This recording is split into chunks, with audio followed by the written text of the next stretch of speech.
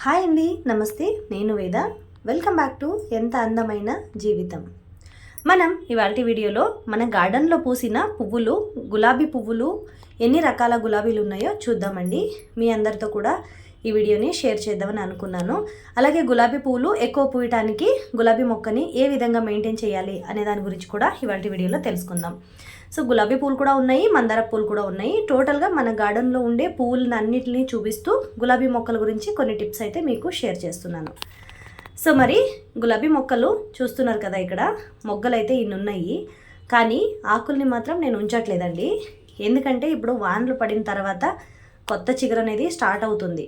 కానీ అంతకుముందు ఏవో చీడ పురుగులన్నీ వచ్చేసి ఆకులను అన్నిటిని తినేస్తున్నాయి అన్నమాట. సో ఆకులు ఎక్కడ చూసినా చిల్లు చిల్లుగా ఉన్నాయి అన్నమాట. సో ఒక్క ఆకు నుంచి ఇంకొక ఆకు కూడా వచ్చేస్తుంది పురుగు అనేది. సో అందుకే నేను గులాబీ ఆకులన్నీ మొత్తం కట్ చేసేసానండి. తర్వాత ఉన్న మొగ్గలు ఏవైతే ఉన్నాయో వాటిలో నుంచి పువ్వులు అయితే వచ్చినాయి అన్నమాట. నర్సరీ నుంచి తెచ్చిన తర్వాత రెడ్ రోసు రెండోసారి పూస్తుందన్నమాట. సో ఇక్కడ ఎల్లో కలర్ రోజ్ కూడా వచ్చేసిందండి. రిపోర్టింగ్ ఎలా చేయాలి అనే దాని గురించి వీడియో అయితే పెట్టాను కదా మీకు. ఎల్లో కలర్ రోజు, రెడ్ రోజు, వాటన్నిటిని డిస్క్రిప్షన్గా లింక్ ఇస్తాను మీకు. డిస్క్రిప్షన్లో మీరు చెక్ చేసుకోవచ్చు. ఇదొక వెరైటీ ఎల్లో కలర్ రోజ్ అనమాట. సో ఇది చిన్న గులాబీలండి. ఇవి విపరీతంగా పువ్వులు పోస్తుంది అనమాట. సో దీన్ని కూడా అంతే, నేను మొత్తం ఆకులన్నిటిని కూడా కట్ చేసేసానండి. కట్ చేసిన తర్వాత కొత్త చిగురు అనేది కూడా స్టార్ట్ అయిందనమాట. ఇప్పుడు వానలు పడుతున్నాయి కదండి, ఈ వానలకి కొత్త చిగురు అనేది బాగా వస్తుంది. వచ్చిన తర్వాత పువ్వులు అనేవి బాగా ఎక్కువగా పూయటానికి హెల్ప్ అవుతుంది. సో పువ్వు పూసిన వెంటనే ఆ కొమ్మని కట్ చేసేయండి. అంటే పువ్వు నాట్ ఏదైతే ఉందో దాని కింద గులాబీ పువ్వు పూసిన తర్వాత కట్ చేసేసారనుకోండి, మళ్ళీ కొత్త చిగురులు అనేవి వచ్చి పువ్వులు అనేవి ఎక్కువగా పూస్తాయి అన్నమాట.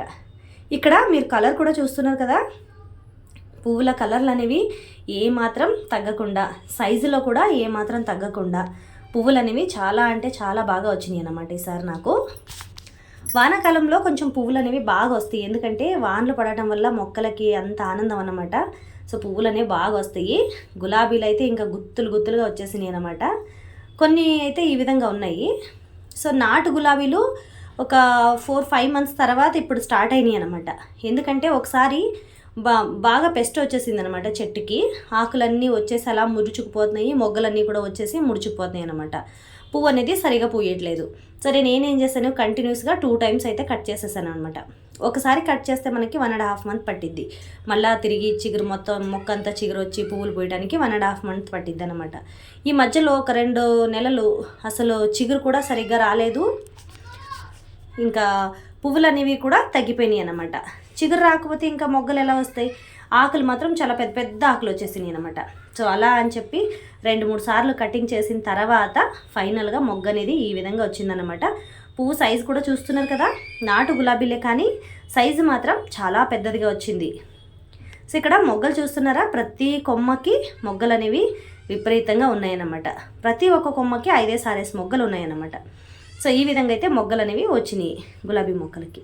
సో గులాబీ పువ్వులు బాగా ఎక్కువగా పుయ్యాలి అంటే, గులాబీ మొక్క పాతది కట్ చేసిన తర్వాత చిగురు రావట్లేదు, మొగ్గ రావట్లేదు అనేవాళ్ళు బనానా పీల్ ఫర్టిలైజర్ని యూజ్ చేయండి, చాలా బాగా పనిచేస్తుంది. ఎగ్ పీల్ ఫర్టిలైజర్ కూడా చాలా బాగా పనిచేస్తుంది. స్పెషల్గా గులాబీ మొక్కలకి కాల్షియం ఎక్కువగా కావాలన్నమాట.